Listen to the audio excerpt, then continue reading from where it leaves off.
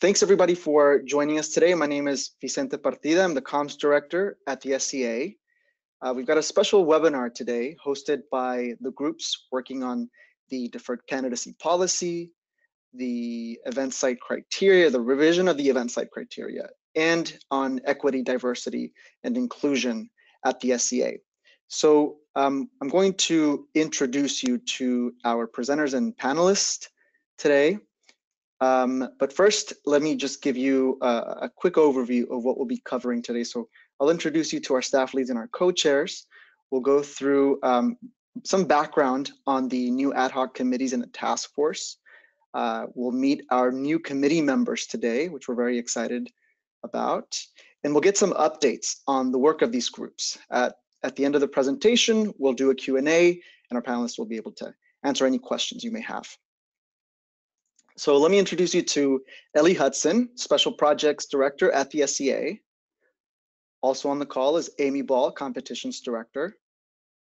They'll be presenting for us today. Our panelists today are Colleen Anunu, SCA Board of Directors, Andrew Linneman on the SCA Board of Directors. Rick Reinhardt, Executive Director of the SCA, is on the call as well. And I don't think you can see her, but Cindy Ludvigsen, WC Managing Director, is on as well. I don't believe that Andrew Tully is on the call today. So from here, I'm gonna hand it over to Ellie Hudson to give us some background on the work of the groups. Hi, everybody. Thank you all so much for joining us again today for the updates. And for those of you who have attended or previous webinars or viewed recordings, apologies as I just give a very brief overview, since I know we have some new audience members that may have not attended or viewed the recording of the previous webinar. So the purpose of these ad hoc committees were identified, the need for these ad hoc committees was identified by our board, and really the direction of our community to address, you can kind of see here, there's two separate short-term needs, which is developing and publishing a DC policy, and then also publishing recommendations toward event site criteria that better equip us to discuss SCA's values and incorporate our values into site criteria and selection. And then finally, the Equity, Diversity, and Inclusion Task Force, which is the third bullet point. You're going to hear a little bit about that group at the end of today's webinar. This is more of our long-term strategy. So again, this was formed at the direction of our board, and we'll give you some more detail about what all of these groups have been doing and some updates, and then of course, more suggestions about how those of you that would like to get involved may. Special welcome to several committee members from all three of these groups. I see lots of familiar names online and really appreciate you all being here and participating and hearing from our community in this webinar.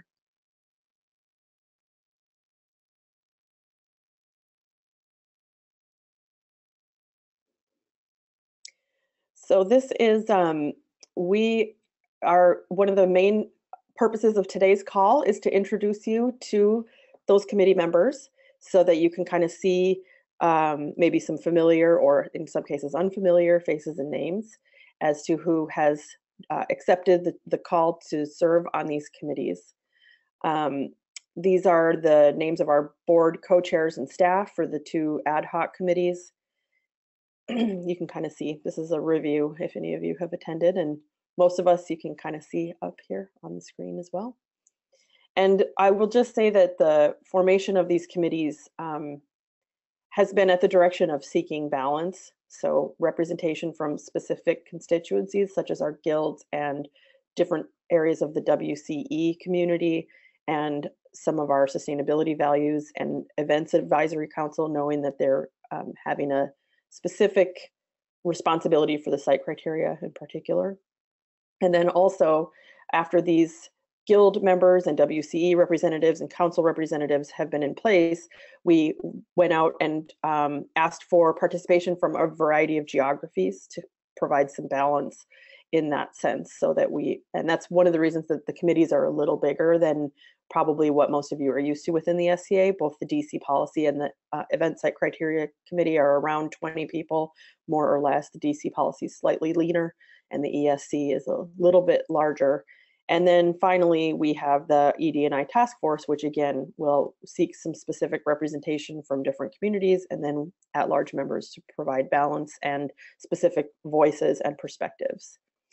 So this is kind of how we look at the geography of our community, just kind of making sure that we have a balance of these 5 different areas and representation of voices from each. All right, so this is the exciting part. You get to kind of see who is working on these. Like I said, many of these folks are in attendance today. So this is the Event Site Criteria Ad Hoc Committee. This is the group that I've had the pleasure of working with. And along with Irena Beretta, who is our other staff member, and the 2 board co-chairs that you can kind of see toward the top. So hi, everybody. And what Vicente is showing you right now, this is actually from the SCA website. So you can also, Vicente, can they click on the person's name or their photo to get a bio? If you're interested in learning a little bit more about the backgrounds. And I will say that it's been such a pleasure to work with all of these professionals. We've had incredible participation. Everybody that's been involved has taken their role really seriously and participated. And sometimes the conversations are tough.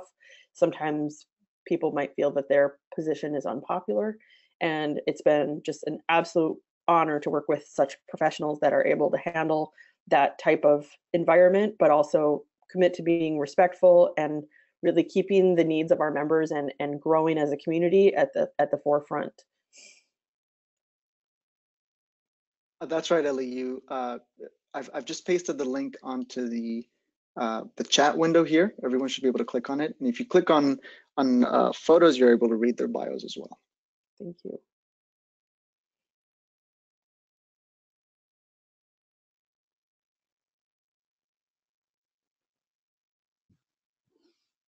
Okay, so that brings us to the DC Policy Committee. So if you wanted to scroll down, Vicente.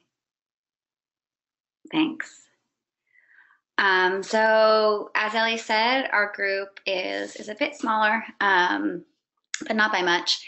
And we've got Colleen Nunu and Andrew Tolley as the co-chairs. We've got myself and Cindy Ludvigsen as the staff leads.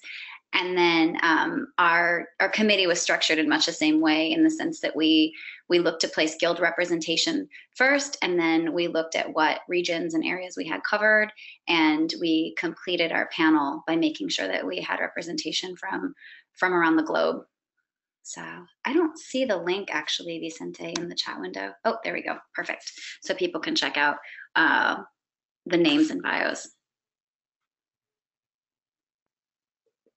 There we go. I'm going to switch back to the slides here. But we, of course, want to say thank you to every one of our new committee members. It's been, I know that Amy and Ellie have been working hard to get everyone on board, and everyone that you see on this page has been working hard to on the actual work, has been joining phone calls and doing homework and doing research on their specific group's objectives. So we want to thank them.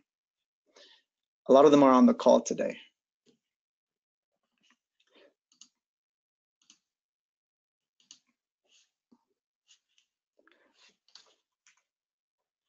All righty, so we'll get to the updates. Okay, we'll just jump in. This is the stuff everyone wants to hear, right? So in terms of the Deferred Candidacy Policy Ad Hoc Committee, our objectives are largely below. So to publish a Deferred Candidacy Policy document for SCA competitions with the input of committee members and community members through peer review by March 2018. So that's been our overall objective to deliver. And we have an agreement that the formation of the group meets equity, diversity, and inclusion objectives. And those are our large goals.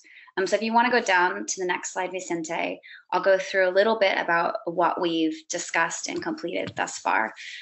So we meet weekly. When members are not able to make a call just based on travel or time zone or whatever, we do have a very global group, so there's not a good spot for everybody to consistently meet week by week. We have the sessions recorded, and we have active conversations on Slack and in Dropbox paper. So we're on a few formats, but the progress of the work, this is actually layered in the order that we did it. So first we finalized our committee. Then we looked at our values statement to make sure that our work was always going to be attached to our values statement and who we are, and looked at the scope of work in general. So that was a lot of those larger goals. Then we put together a Gantt chart and established timelines for how this work was going to happen. And then we drilled down a little bit more to define the work and specifically to address the frequently asked questions. So what are the things that we're looking to answer specifically for this policy document?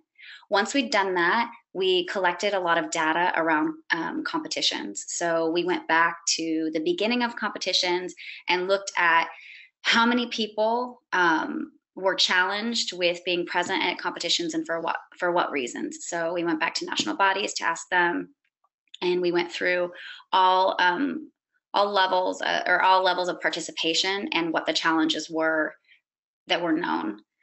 Once we'd done that, once we connected to our value statement, our timelines, what we were supposed to do, and all the data that we had, we started to consider the workflow and define the work process. So in what formats were we going to work? Like I said, we did decide on Dropbox paper, and Slack, and how we are going to define the working process. So who was going to lead different subcommittees, how we were going to draft the actual document, and who was responsible for editing that document, and how was that work going to flow outward. And we're currently in progress to have our first draft of the DC policy by the end of this week or early next week. And our next step in the process is to identify and include our peer review team. So we have identified some people for peer review based on who has emailed in to get involved at. And we want to think more broadly around the same ED&I criteria and make sure that we have enough breadth of stakeholders to take a peek at our documents. We probably won't share the first draft, it's pretty rough, but we're hopeful that we can share the second draft and definitely the third draft before it's final. Colleen, did you want to mention anything else? I think that's about it.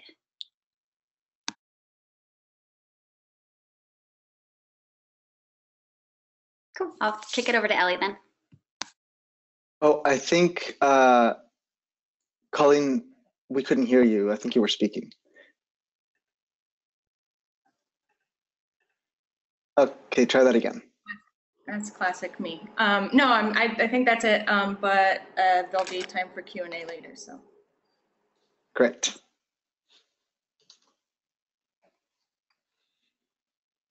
All right, so about the event site criteria, you can see our objectives here.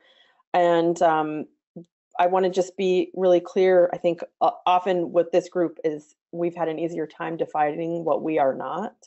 So we are not creating requests for proposals, and we're also not dealing with logistics. So this is our purpose is to provide some recommendations for the SCA events staff and other leadership that may be scouting locations in the future. And then as well, with the same process, how might we take some of these values into consideration with seeking some of our key sponsors. And then just like with the DC policy, we also have the objective of making sure that the formation of the group meets our SCA's equity, diversity, and inclusion objectives. And you'll probably heard us use that acronym, ED&I, that's what it stands for. All right, so far we've been meeting, I think we've had 4 meetings or 5, like DC policy, we meet once a week, and we have the same struggle, which is that it's always really a real unpleasant time for someone. So we rotate our time so that it's not always the same group of people that have the middle of the night or very, very early morning call. We have committee members that regularly join at 2 in the morning, 11 o'clock at night, 4 in the morning, and I think it's amazing to see volunteers make these kind of sacrifices for the greater good of the community. We started with really reviewing SCA's values statement, which is something that was recently approved by the board, and that's really our guiding principle. And we challenged ourselves to adapt the value statement into a set of recommendations along with other value judgments that we may be making for site criteria. And one example of this is internal objectives is what we call it. And we used a document from a group called ICCA. You can kind of see in there, it's an international meeting planning organization that advises organizations like us on how we might execute a global strategy. And so they have developed a set of principles that are concentrated in a couple of different areas, but it's a little bit the more practical side of things, whereas our SCA value statement itself is more specific to SCA. So what we did is we kind of tried to develop a template that was the intersection of the important points of those two things, the value statement and the practical recommendations on values for site criteria. And one of those might be, attractiveness of destination. And as SCA, we would have to define what that means. Is it a thriving coffee community? Is it a place where we have an opportunity for developing more community? And are different events, do they need different things, or is there a way to generalize? And so we've really been wrestling with these tough questions. I'm very pleased to tell you that one of the first things we did was we took a step back and really started to analyze what is the purpose of the SCA in terms of our community? Who do we serve? And the conflict that we identified right away is there's some confusion in our membership whether we are a trade organization, or we are an individual or an association that serves the needs of individuals becoming more professional, and we are that too. So we did a little bit of research, and it turns out that there's a third type of association. It's called a hybrid. So it means that you pursue both strategies. And that was a really important key learning for us. We developed kind of a statement around that and sent it out for peer review. We got great feedback from the community as well as from the different committee members. And that really allowed us to position the template of these values and kind of how it fits with the practical considerations in a way that we knew, or we felt confident would serve the needs of both of our member types and both of our communities, the trade community as well as individual professionals. So that kind of set the tone, and then from there we reviewed our first draft over about the last 10 days, and I think it's safe to say that the direction of the first draft is pretty much finalized at this point. It needs a little attention in terms of some formatting, and then committee members are still providing some input on it. But then, like I said, we're also taking that out for peer review, and the next version of that will be going out soon. So many of you, I see some familiar names on here who have written to us already at that getinvolved@sca.coffee email address, have seen some of these documents already and provided some great insight. So this was when we talk about peer review, I don't know if we explained it properly on this call yet. This is a different type of committee structure than we've ever tried in the SCA, which is that as the committee is producing work, the committee members are asked to share it within their networks and seek a multitude of voices and seek diversity, and then bring the work back. So typically our committees wouldn't be distributing work that isn't finished, but it's been a really exciting process, a really different way to work. So yeah, our first draft is done, and we're collecting review on that. So I would invite anyone on this call, if they are interested in becoming part of that peer review process, to just shoot us an email at getinvolved@sca.coffee. Yeah, I think that's pretty much it where we are here.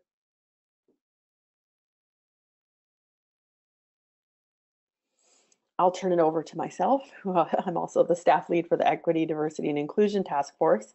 This is SCA's long-term strategy, and I'm working with Colleen from the board on this in terms of developing specific measures of success within SCA's strategic plan, and then actually gathering the resources together, both people and otherwise, to start working on it. And we are in process on that. We can go to the next slide. There's a little more information. All right, so the Equity, Diversity, and Inclusion Task Force will be the volunteer leaders that are in charge of this long-term strategy and advising on it. So you can kind of see here, those of you that attended any of our previous webinars on the topic, this list is familiar to you, although it's been updated in a couple places where we have started to progress. So probably most notably and most interesting to the group on this call is that the invitations and confirmations of members of this committee have begun. Sometimes we have individuals, whether it's from the guilds or the community at large, that have put their hand up and asked to be included or asked to be considered. And I wish that we could have every person that wants to be interested in it, but obviously we have to balance the needs of efficient working and being able to manage our own workload, and then obviously striving for balance. We sometimes get a little bit of overrepresentation from one community and not others in the communities that are most likely to reach out to us and ask to be involved. So that's kind of how that process works. So I think numbers 4, 5, and 6 here, these are probably a little more exciting, and we'll be tackling these quite soon as the work for the ad hoc committees comes to a close within the next couple weeks. We'll be really turning up the activity on this front here. All right. Thank you very much, Ellie, and thank you very much, Amy, for that presentation. Just to add a little bit on the ED&I, on the value statement rather, we'll be posting a blog post, or we'll be sharing a blog post on SCA News and via email and social media soon that contains the SCA value statement, and that gives you some context about what's been updated and what has changed. So let me move on to the next slide here. As Ellie mentioned, if anyone has any questions or any comments or wants to get involved in any way with this work, wants to be part of the peer review process, you're always free to email us at getinvolved@sca.coffee. Again, the pictures and bios of our committee members are available on the sca.coffee website at sca.coffee, where you can click About and Ad Hoc Committees. So we're gonna move on here, and we're gonna get to the Q&A. So I want to remind everyone who's on the line, or I guess I actually haven't mentioned this during this call, but if you have any questions, you're welcome to post your questions in the chat window. If you'd like to use your microphone and talk to our panelists and ask questions, feel free to raise your hand, and you can do that on the control panel, clicking the little hand icon. So if you have any questions, feel free to submit them now. And while we have questions submitted to us, I'd like to open it up to the panel. Does anyone have anything to add that wasn't in Ellie and Amy's presentation?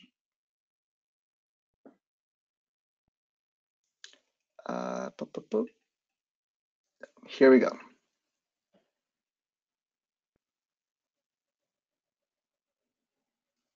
Oh, okay.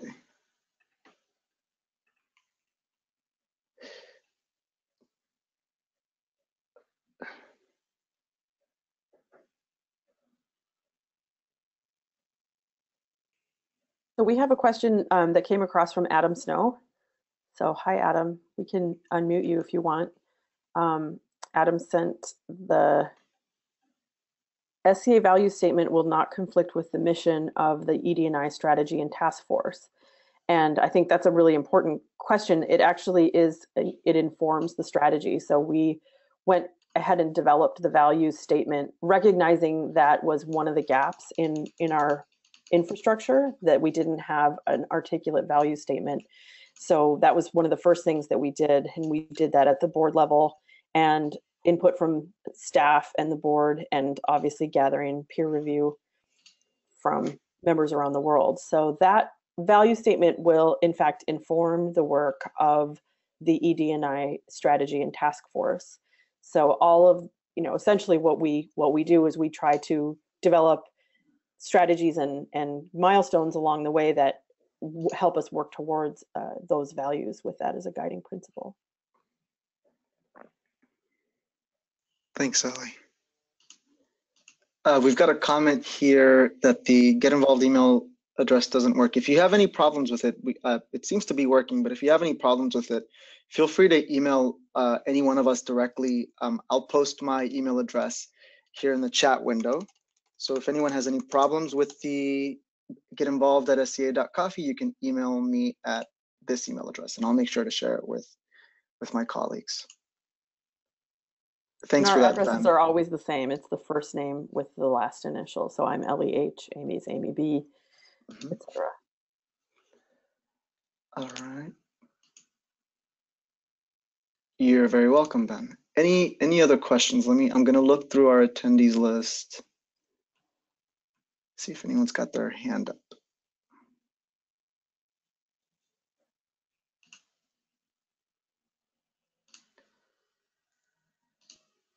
I like to always remind everyone that if you prefer to submit a question and have us not say your name out loud, you're welcome to do that. Just let us know in the when you submit your question. If anyone wants to submit a question anonymously, you're welcome to do that.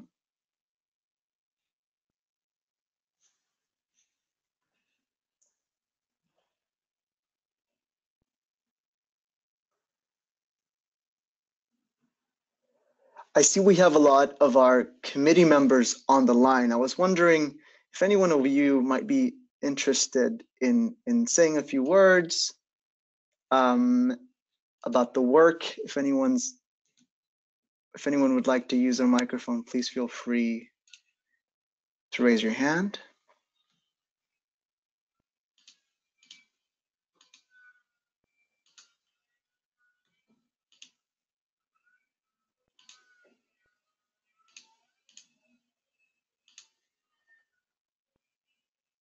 Oh, I see here we've got a question from Bradley. So Bradley, I'm going to unmute you. Hi, Bradley, can you hear us? Okay, sorry, can you hear me? Yes, we can hear you now. Okay, perfect. So sorry, I'm on speakerphone. Hope everyone can hear me okay. Just actually a comment on getting involved. If you're thinking of getting involved, please, yeah, do so. It's been one of the most incredible experiences of my life, and one of the things that I'm going to cherish as a highlight of my career in coffee. So if there's anyone out there sort of sitting on the fence and wondering, should I? Yeah, definitely. Let the SCA know. You won't regret it. Thank you very much, Brad. And we should mention that Brad is on the event site criteria ad hoc committee. You can find Brad's bio on the website there.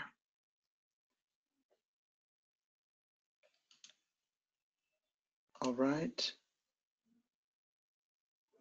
Yes, we've got a comment here from one of our committee members that they would like to mention that any member can reach out to any one of us or anyone on the committees to make any comments or ask any questions about the process.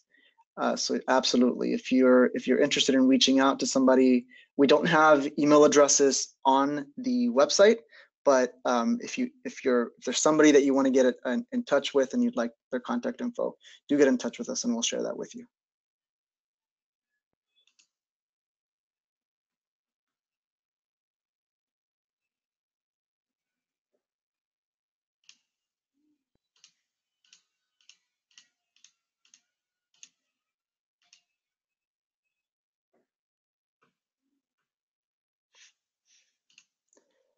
Okay.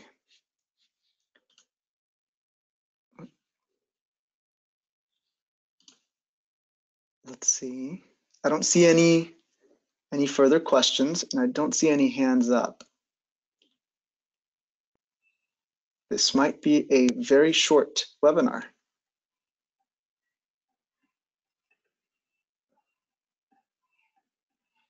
But I'll give everyone a few more minutes.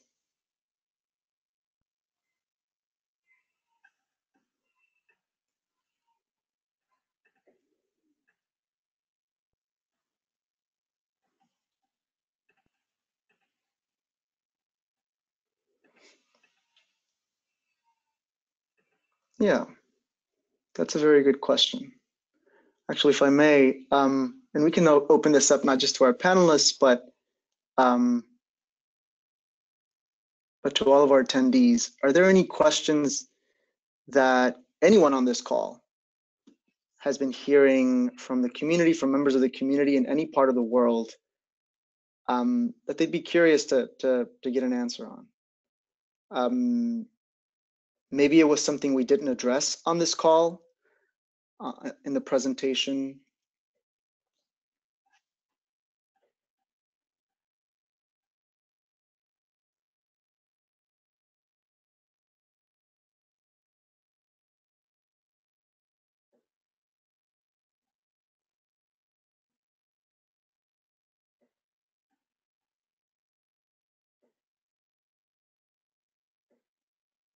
Okay. Okay, we have a question here. Adam asks, have membership renewals decreased since the debate on DCP began?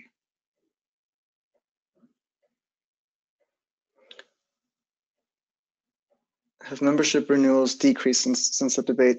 I don't know if Rick or Cindy, would you like to take on this question?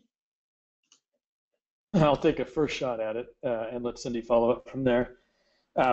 Not as such. It's interesting. We went immediately post unification. One of the things that happened is, as companies and individuals who had memberships in both of the heritage organizations came up for renewal, they inevitably dropped one or the other. So that sort of looked a bit like a lag in renewals. So I don't know how much. It's hard for us to track how much of it is attributable to that kind of dual membership and how much of it is attributable to other factors. Further complicating this is that in the period from October through December, we had some real challenges in terms of technology in trying to allow particularly our European members to renew online. Due to the vagaries of international privacy compliance regulations that vary from geography to geography, we were really struggling to be able to accept payment in a universal fashion. So we had a big backlog of people who had tried to renew in October, November, December, and were being frustrated at every turn by our systems not functioning appropriately. We reverted to an earlier version of the system in late December, and it started to reach out on an individual basis to reconfirm or reassess anybody who tried to renew in that period and had trouble with it. Those numbers are coming back up, and again, it's very challenging to see if there are other things that we can attribute some of those losses of renewal to. In general, we have grown overall in number of members between January of 17 and January of 18. We'd like to be growing faster, and we'd specifically like to be growing faster in some of our key demographics, which include the barista community and the roaster community, along with many others. But in general, we continue to grow, and in general, we continue to iron out the challenges of online renewal or joining online. And I'll hand it over to Cindy because I know she's intimately involved in that process.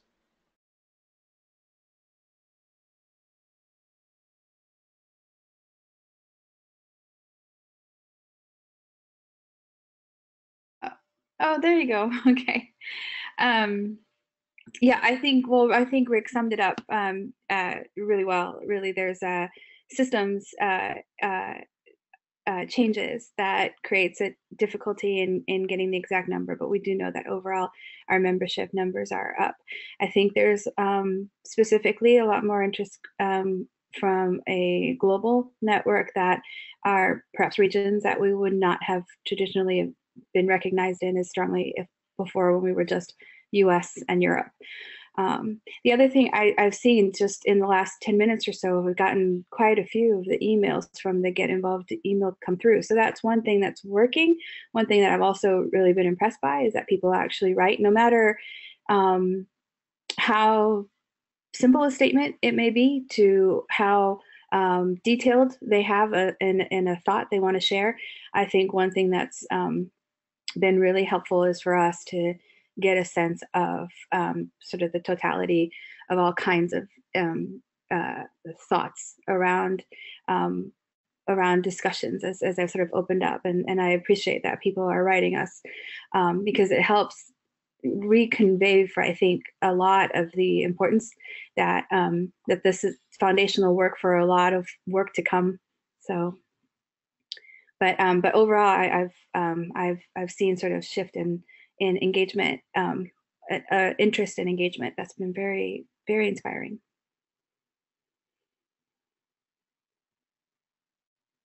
Thank you, Cindy.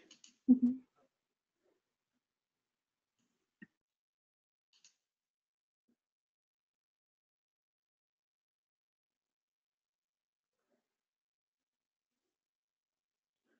Okay, I believe, Amy, you had a few words you wanted to share about, just to bring some clarity around the DC policy. Yeah, I think, oops. Yeah, Can you hear me? It says I'm having a little bit of audio trouble. You can hear me? Okay. Mm-hmm. It says I have a slow connection. Yeah, it occurs to me just based on how some of the questions are phrased that we probably should step back a little bit and define for the group the purpose of the DC policy, because it's a little bit troublesome, honestly, because of the timing of when we initiated this work, right? So I think it's I think that essentially we are looking to create a policy for that so that competitors don't lose their right to compete for any reason. So that's a lot of the reason why we went back and did some of that historical probing on why people may have missed their opportunity previously. And I don't know, Colleen, if you did want to jump in and kind of help people understand the context and the overall mission, because I think there's some confusion about what this policy is and is for and how it should be acting. Yeah, so I think that there, as Amy was just saying, that the way that it was really introduced, the DC policy, introduced to the SCA community and WCE community as a resolution to the issue of identity-based discrimination within our competition. And, you know, in reality, it was conceived of, this policy was conceived of ahead of time. And it was something that I know that we still need to ensure that for whatever reason, individuals are able to maintain their position and continue to compete and on their, and, you know, I guess advance on their, the successes that they've already had in the competitions arena. So what we're doing here is, you know, while the event site selection committee should be creating this policy that will solve for the identity-based discrimination issue, whereas the DC policy needs to be inclusive and sensitive to the perceptions of personal safety risks and issues, while knowing that the event site selection committee will be looking at that more structural issues for identity-based discrimination. So, you know, the DC policy committee is not set up to, you know, to deal with that issue, but we are ensuring that we are sensitive to and inclusive of the needs for personal safety as well, if that makes sense.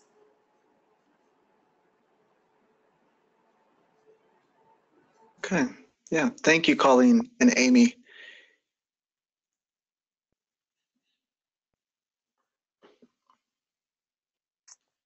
I just, hey, it's Ellie.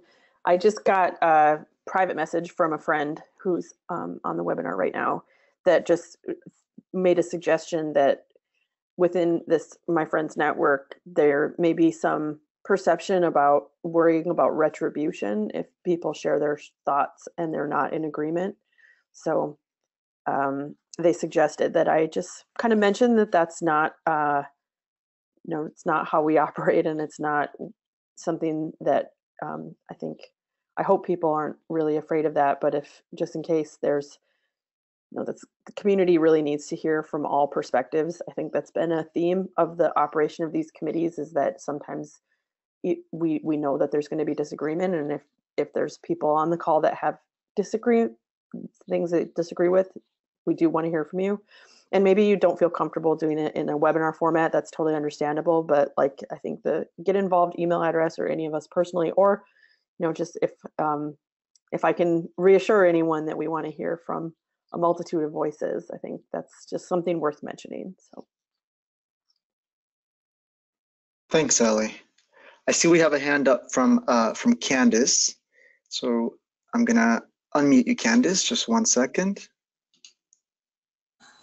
Hello. There you go. Hi, Candice. Good morning, everyone. Good afternoon and good evening. I just wanted to say that, just to add to what Ellie was saying, that if there is a more contentious or disagreeing person than myself, I haven't met them yet, and I'm very happy to not have met them yet.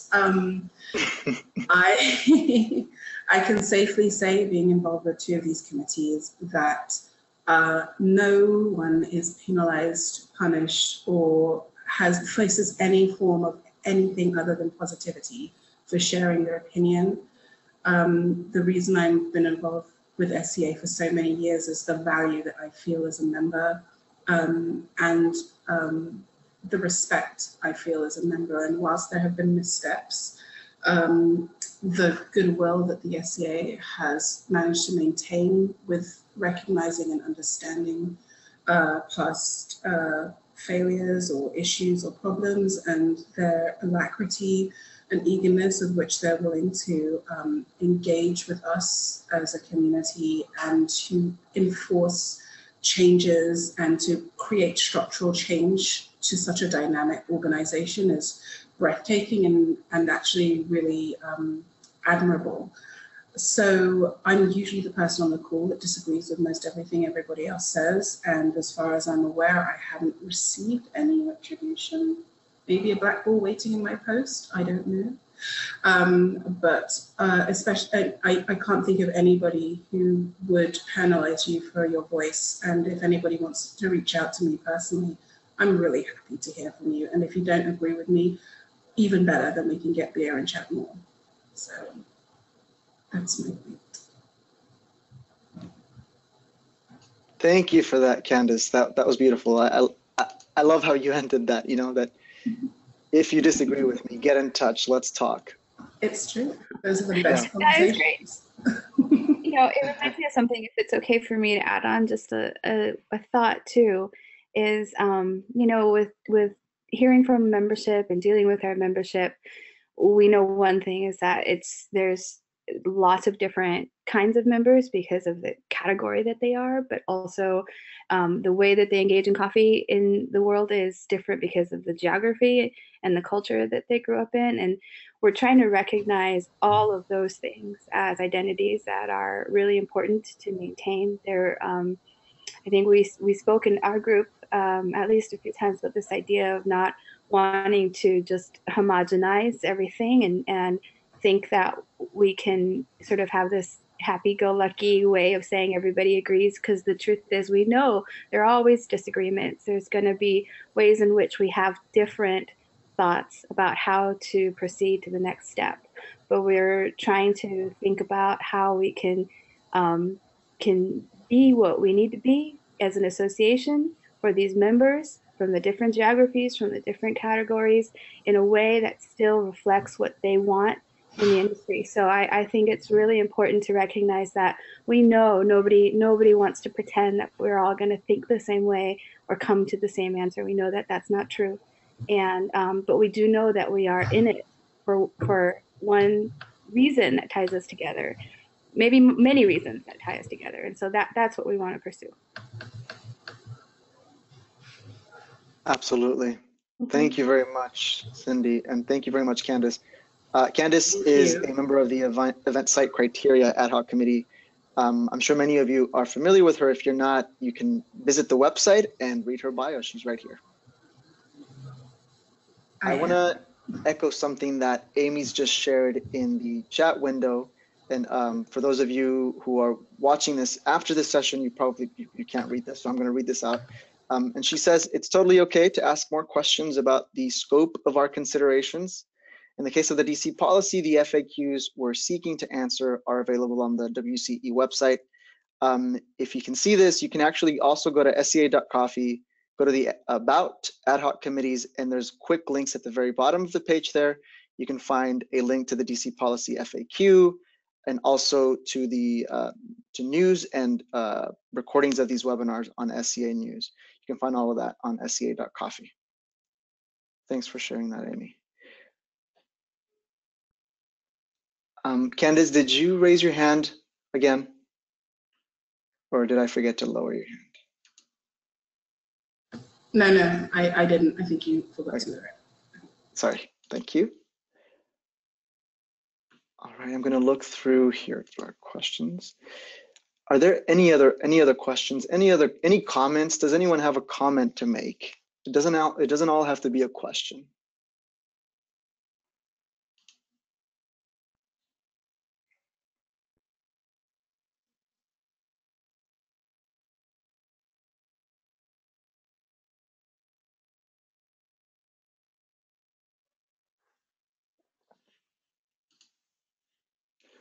All right, we've got a hand up here from Arno. Arno, give me 1 second to unmute you.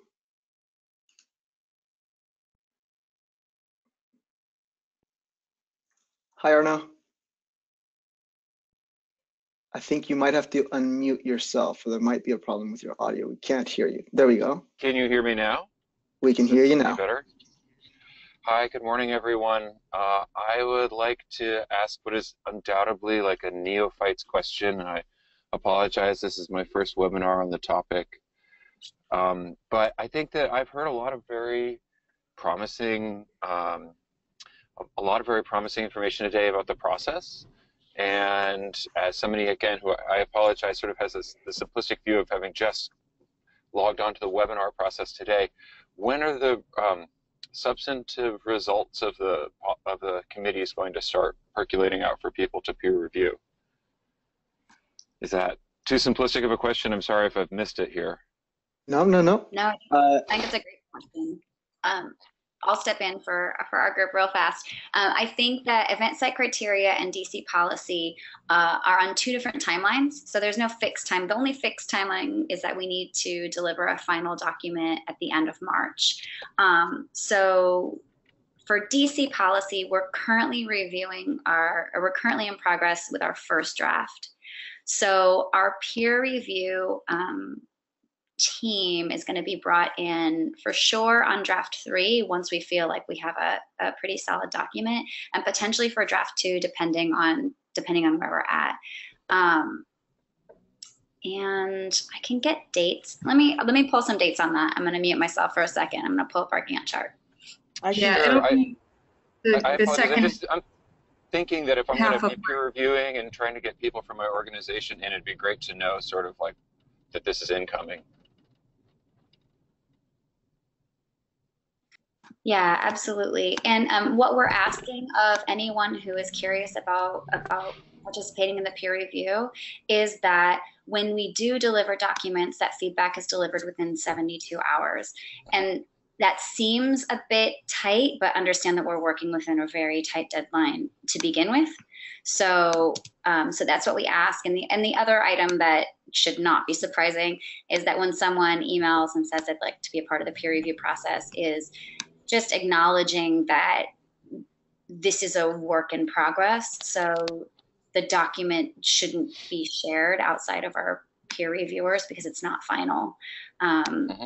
So obviously confidentiality. So it looks like as long as we're on track, it looks like the draft 2 is going to be ready for subcommittee review around the week of March 13th or March 20th.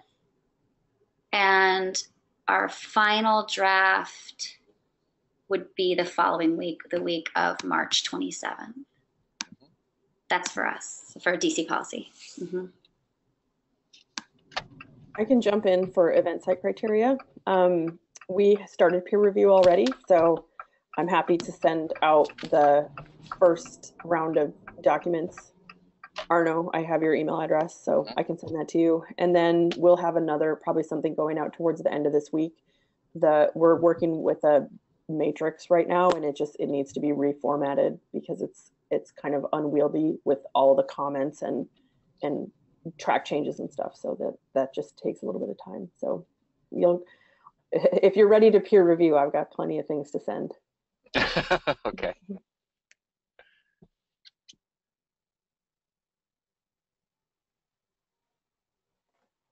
All right. Thank you for your question, Arna. And once again, for everyone, if anyone wants to be part of the peer review process, you can email us at getinvolved@sea.coffee, and Ellie and Amy will take care of putting you on their lists.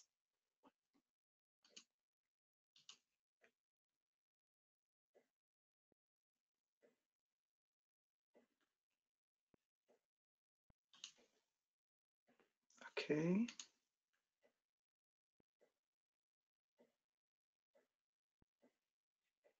Okay, I see your Adam, you'd like to be added, so we'll definitely add you to the list.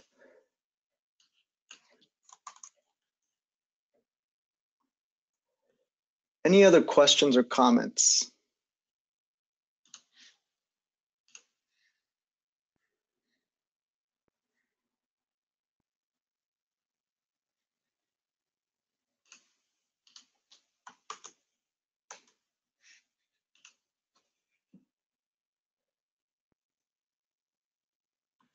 I don't see any other hands up, and I don't see any other questions. So I think it's safe to wrap it up. Yeah. Anything, our panelists? I'm going to open it up back to you. Does anyone have anything to add before we close this session?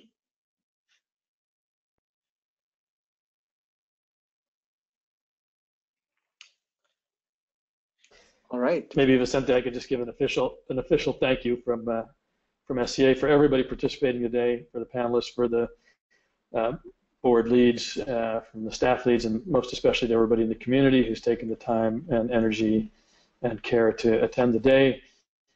We really do want to hear from you, and we run on your ideas, so keep them coming, and thanks a bunch. Thank you, Rick. Thanks to all of you for joining us today. Thanks to our panelists, our presenters, of course, and all of our committee members who are doing this very important and very difficult work. One last time, I'm going to say get involved at sca.coffee one more time, and hopefully you'll never forget it.